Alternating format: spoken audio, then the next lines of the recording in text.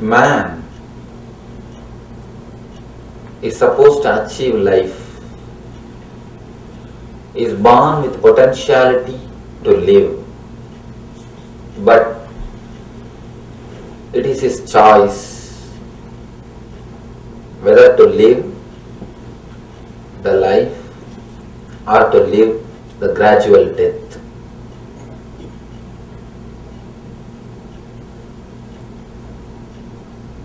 You can just continue to breathe, eat, sleep and die.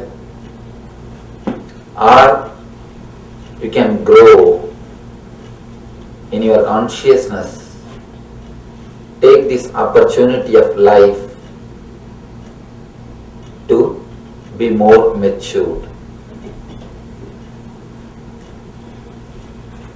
When you just breathe, eat, sleep and die, you are only growing old. You never grow up. You just grow old, and when time comes, you die. This I call gradual death. This cannot be called as a life. 80 years gradual death. Because you just live so that the time can be passed. You are living because still death has not happened. It's one kind of life. There is another one kind of life. You take this life, you take this chance to grow. You use this opportunity to be more matured. You use this opportunity for your conscious growth.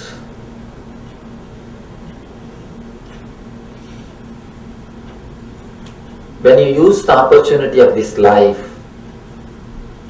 when you realize your potentiality, then you grow up. If you just breathe, eat, sleep and die, you only grow old. Only when you use this opportunity to become more mature, you grow up. Small example. The trees. Look at the trees.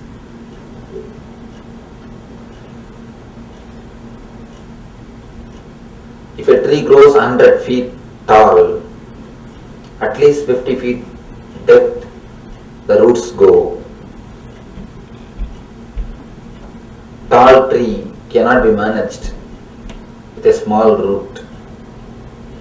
Root also has to go more deeper if the tree grows more taller. The height of the tree and the depth of the roots, both should grow. Only then the growth is total. In the life also, if you are really growing, you should go into the depth of your consciousness, because your roots are in your consciousness. Growing tall means growing in the outer world. Growing deep means growing in the depth of your consciousness. Growing tall and growing in the depth of your consciousness, both should go hand in hand. If you don't grow in your consciousness, you only grow old, you don't grow up. You have so many toys with which you started your life, but unfortunately, in a subtle way, you continue to be with the toys. You don't drop them.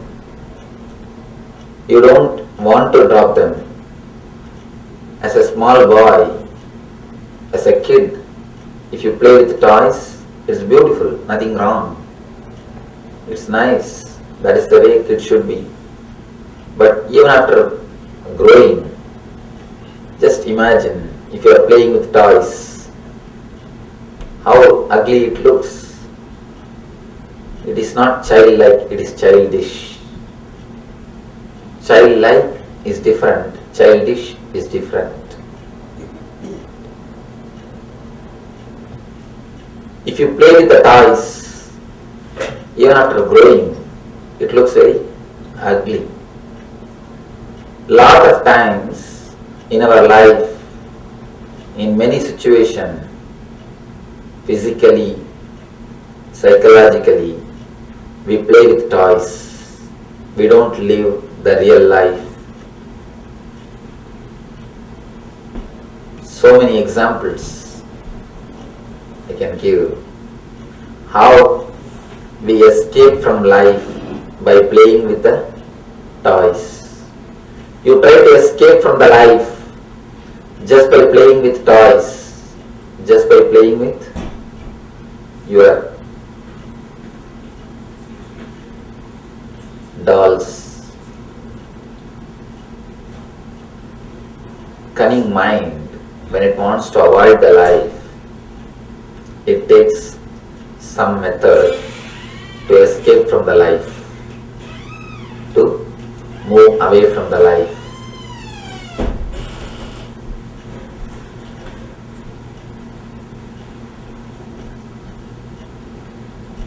Let me explain the word maturity, then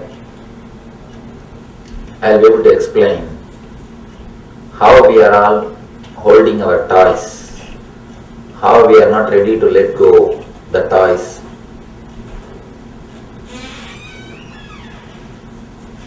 The young age, when you started living, you need lot of dreams. You need enough of time and space just to dream. You cannot cope up with reality because the reality is too harsh for you. You are too simple. You are too innocent. But the reality is too harsh. To cope with reality is very difficult. So you create dreams. Actually, dreams acts like a buffer. You know what I mean by the word buffer? Between your car cushion and the wheel, there is a buffer spring which protects you from the dangers of the road. Buffer spring protects you, protects your body. Same way, in the life, between you and the reality, you keep the dreams as buffer spring. Dreams act as a buffer spring. Kids, you can see, they spend a lot of time in dreaming, especially daydreaming. They just sit and imagine something, this, that, so that they can cope up with the reality. To cope up with reality, you need dreams as long as you are a kid.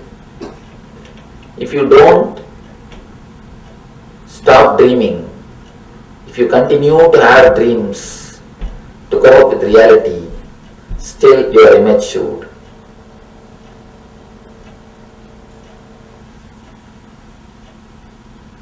The word maturity means, for me, the person who has dropped all his dreams, the person who is able to relate directly with the reality without dreams and imaginations, is what I call mature person, is whom I call mature person. Maturity means a person who can live the real life, who can face the reality without dreams and imaginations. A person who can face the life directly, face to face, who has got the courage to face the life face to face, without dreams, without the buffers, without the imaginations, is whom I call mature person. The capacity to face the life directly face to face is what I call maturity. If you see your life, in every step, if you analyze your life, you can understand by yourself how immature we are. The reality is so boring. The reality is so disturbing. The reality is so depressing. We start living in our own imaginary world. We start living in our own fantasies. The reality is so hard. The reality is too difficult to digest. So we take up buffer, which I call imagination, which I call dreams, and start living in the buffer layer itself. We continue to play with our toys. We continue to live with our toys. We don't drop them. When you are young, you try to hold on to your toys. If somebody snatches your toys, you shout at them. You feel as if your whole life is taken away. I have seen the kids, when mother snatches the toys, they shout, "Let you die, leave my toys, give it to me." They even curse the mother, telling her, "You go and die, but give me my toys." Children feel the toys are so important for their life. Toys are their life. If you see a kid, when you snatch a toy, when you take the dolls away, they feel as if their life is being taken. They weep, they cry, they make such big fuss, because their whole life is invested on the toys. They do not know anything else except the toys. In your life also, many times you invest your energy, you invest your life on the toys with which you are living. If the children are feeling the car is their life, the toy car is their life, you feel the real car is your life. Of course, a little bigger toy, but nothing better. It may be bigger, but not better. You also feel so many times your life is dependent on the things which you have. Your life is nothing but the things which you have acquired. You judge yourself based on the material success. You weigh yourself based on your car, based on your house, based on your bank balance. Kids judge themselves based on the number of toys they have. You judge yourself based on the bank balance you have. Of course, we change the toys, but we never drop the toys. Almost all of us, we change the toys, but we don't drop the toys. We want something which can hide the reality and keep us in the imaginary world, keep us in the illusory world, keep us in the fantasies. That is the reason we continuously imagine something. We continuously create dreams. We continuously fantasize. All our relationships are nothing but the toys. You may think you love your wife, you love your husband, but if you look a little deep, you treat them also as only one more toy, of course, living toy. You try to keep them as a toys in your life. When you try to possess her or possess him, when you try to keep him or keep her as you wanted, the moment you try to possess him or her, you reduce her to the level of toy. Of course, you can possess a furniture and keep where you want. But can you possess a living person and keep where you want? No, it is not possible. When you try to possess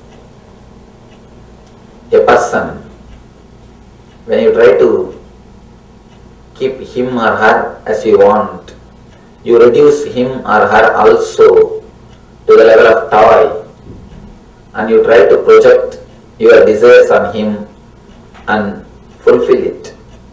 She tries to project her desires on you and feel fulfilled. Each one is trying to keep the other as a toy in their mind to fulfill their being, to fulfill their desires. That's a beautiful word by Abraham Maslow. Deficiency love and gift love.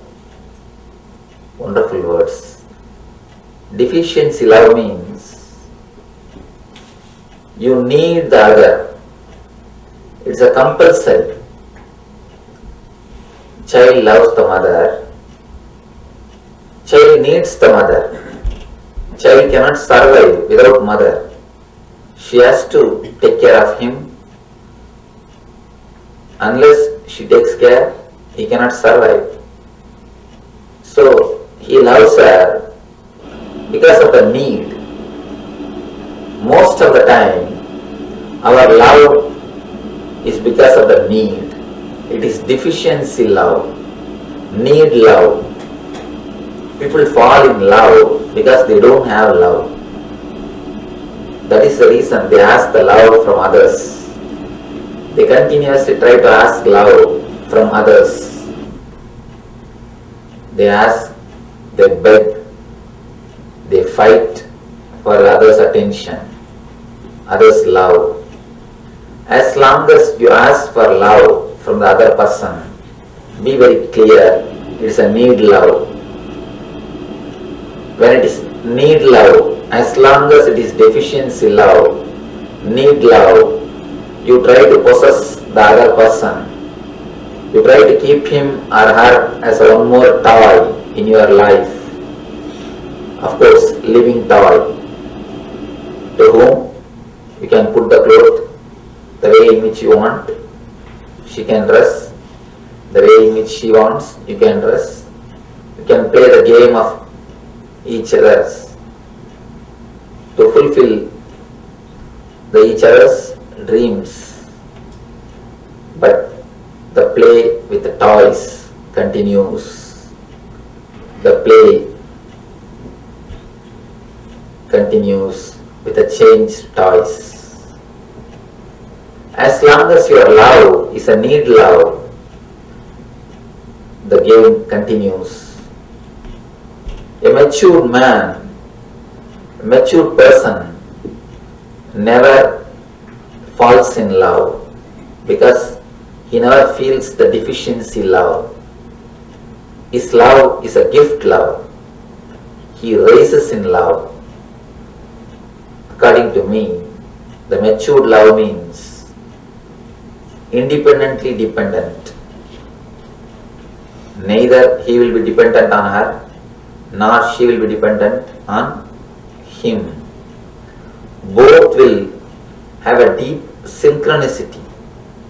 It's almost like living as a one person, one soul in two bodies. You will have deep aloneness even in your living together. Even in your relationship, you will have a deep aloneness. You will have a deep space of your own, even in your regular life, because she she will be respecting your space and you will be respecting her space. It's almost like one soul in two body. Your aloneness will never be disturbed. Your space will never be haunted. You will never lack of your space. You will be never exploited. You will be never possessed.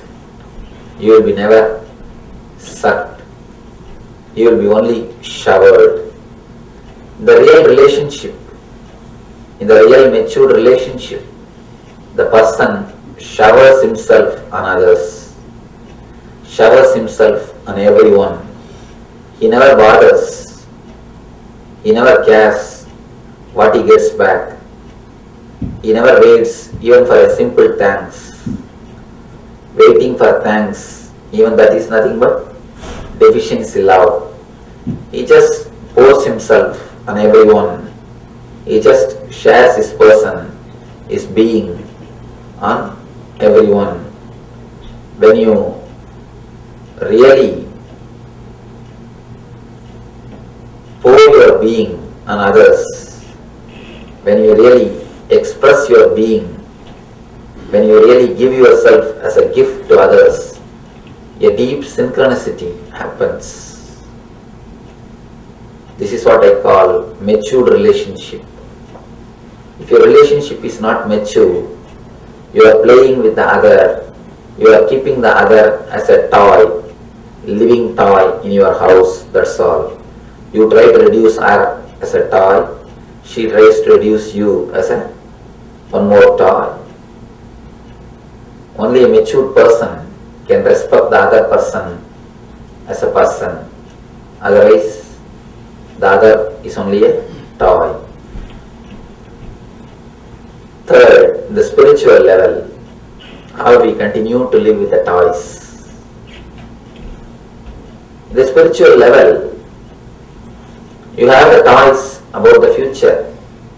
You have the toys of the past, thoughts of the past and hopes about the future. Hopes about the future, thoughts of the past act as a toys. To avoid the present, you live with the future and the past. The reality, the present, is so hard. You don't feel like living it. It is not up to your expectation. So what naturally you do? You catch some future dream and you continue to live in the dream. If you are sitting in a Benz, your mind is working for Rolls Royce. If you are holding the steering of the Benz, you can be sure your mind will be holding the steering of Rolls Royce. Because you cannot cope up with the reality without dreams and imaginations. You continue to create more hopes for the future.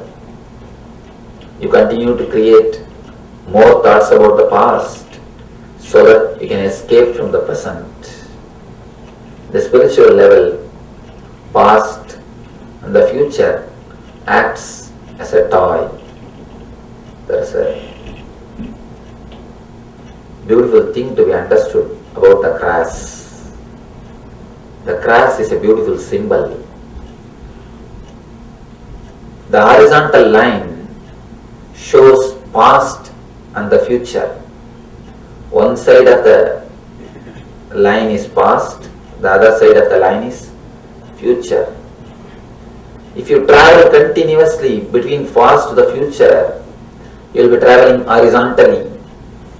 Your life is nothing but gradual death. You live just to die. You are waiting for death. It's a gradual death. But if you are a little intelligent, if you come away from the past, away from the future, if you try to find your center, which is present, if you bring your consciousness to the present, you find a new road new space called vertical line. The vertical line is what I call spiritual growth, conscious growth. Horizontal line is the worldliness. Vertical line is the consciousness. Horizontal line is filled with past and the future. If you come to the present, suddenly you see some new road called vertical line. Suddenly you see something new, vertical, a new space, a different way to travel, different way to grow, what I call conscious growth. If you come to the present moment, you realize the vertical aspect. The vertical aspect is the eternity penetrating the present moment. Eternity penetrates you continuously, but only in the present moment. Nithya penetrates you continuously in the present moment. As long as you are in the past or in the future, you cannot taste Nithya, you cannot taste eternity. When you drop the past, when you drop the future, come to the present, then you will see you are able to taste a new dimension of your being, bliss, the eternity, because eternity penetrates you only in the present. The cross is the symbol of eternity. When you leave the past and leave the future, come to the center, you find the vertical line, where the eternity crosses the horizontal line. When you realize the eternity, if you come to the center of your being, if you come to the core of your being, dropping your toys, you will see a new zone, new space, new sky, inner sky, what Upanishads call Chidakasha. You realize the inner sky of your being. You realize the vertical dimension of your being. You realize the new dimension of ecstasy, of bliss of your being. As long as you come to the center of your being, as long as you come to the center of your life, you can never realize, you can never understand what I mean by the word bliss. Enlightened people always say, Anandam Brahma Navyajanat. Life is bliss. Existence is bliss. Don't waste it. But we always feel life is a suffering. Life is a pain. Life is pain. Death is pain. Birth is pain. Everything is pain for us. But for masters, everything is bliss. Why? We move horizontally from past to the future. Because of our horizontal movement, everything is painful for us. Masters, they come to their center. They come to the present moment. They realize the vertical dimension. That is why everything is bliss for them. We walk, they fly. As long as you travel in the horizontal dimension, you can only walk. Only when you realize the vertical dimension, you can fly. As long as you walk, life is nothing but suffering, because roads are always high and low. Walking means peaks and valley, but flying is never touched by peaks and valley. Flying has no peak or valley. As long as you walk, you will have only pain after pain after pain. But once you come to your center, once you realize your vertical dimension, you will see every moment feels like a blessing. You just bliss out. You just flow through the bliss. From bliss to bliss, you start flying. Let you drop the toys of the past and the future. Come to the present and realize your vertical dimension, where eternity penetrates your being, where Nitya penetrates your present moment. So let you drop your ties, come to your center and realize the eternal bliss, Nitya Ananda. Thank you.